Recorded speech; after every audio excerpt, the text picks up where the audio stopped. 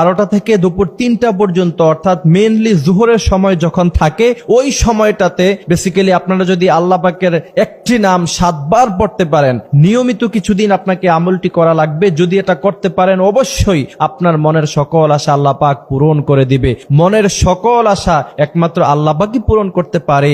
এর জন্য আল্লাহ রাসূল সাল্লাল্লাহু আলাইহি ওয়াসাল্লাম বলেছেন, হৃদয়ের যত আকুতি মিনতি আছে, যত চাওয়া পাওয়া আছে, সব কিছু তুমি আল্লাহর কাছেই চাও, আল্লাহর কাছে বর্ণনা করো। আপনার গাড়ি লাগবে, বাড়ি লাগবে, ধন সম্পদ লাগবে, অল্প বয়সে আপনি ধনী হতে চান, অবশ্যই আপনি দুপুর 12টা থেকে দুপুর 3টা পর্যন্ত জোহরের টাইম যখন থাকে ওই সময়টাতে আল্লাহ পাক দোয়া কবুল করেন। জোহরের আজানের পরে আপনারা এই দোয়াটা করবেন। এবং রাসূল সাল্লাল্লাহু আলাইহি ওয়াসাল্লাম কিন্তু বলেছেন, আজানের পর থেকে নামাজ শুরু হওয়ার আগ পর্যন্ত এই সময়টাতে আল্লাহ পাক দোয়া কবুল করেন। এরপর নামাজের পরে সাথে সাথে ফরজ নামাজের পরে দোয়া করলে আল্লাহ পাক দোয়া কবুল করেন। দোয়া কবুল হওয়ার কিছু টাইম আছে, ওই টাইমগুলিতে যদি আপনি দোয়া করতে পারেন অবশ্যই আল্লাহ পাক আপনার দোয়া কবুল করবে। তবে দুপুর 12টার দিকে যদি আপনারা নিয়মিতই আমলটি করতে পারেন, ইনশাআল্লাহ আপনার মনের সকল আশা আল্লাহ পাক পূরণ করে দিবে। সেই আমলটি হলো, সর্বপ্রথম আপনাকে পবিত্রতা অর্জন করতে হবে। আমলটি করার আগে আপনাকে অবশ্যই পবিত্রতা অর্জন করতে হবে,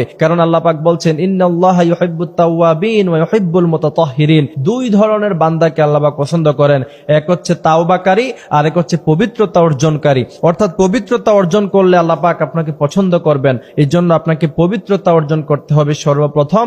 পবিত্রতা অর্জন করার পরে আপনার মনের মধ্যে যত চাহিদা আছে সেই চাহিদাগুলি মনের মধ্যে আনবেন। এরপরে আল্লাহর একটি নাম 7 বার পড়বেন, আর রহমান আর রহমান আর রহমান। স্পষ্টভাবে শুদ্ধভাবে এই আল্লাহর এই নামটি, খাস নামটি 7 বার পড়বেন। স্পষ্ট এবং শুদ্ধভাবে আপনাকে পড়তে হবে। এই নামটির অর্থ হলো আল্লাহ পাক হচ্ছেন পরম দয়ালু। এই নাম যখন আপনি 7 বার পড়বেন অবশ্যই আল্লাহ পাক আপনার উপরে রহমত নাজিল করবে। এরপরে আপনি যদি আল্লাহর কাছে কোনো বিষয়ে চান অবশ্যই আল্লাহ পাক আপনার দোয়া কবুল করবে এবং আপনার মনের সকল আশা পূরণ হবে। আল্লাহ রাসূল সাল্লাল্লাহু আলাইহি ওয়াসাল্লাম বলছেন, তোমাদের মনের যত আশা আছে সব আল্লাহ পাকের কাছে চাও।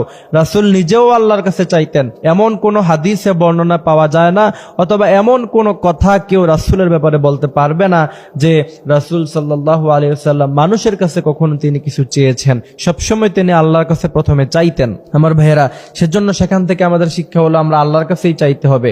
আর রহমান, আল্লাহর এই খাস নামটি 7 বার পড়বেন।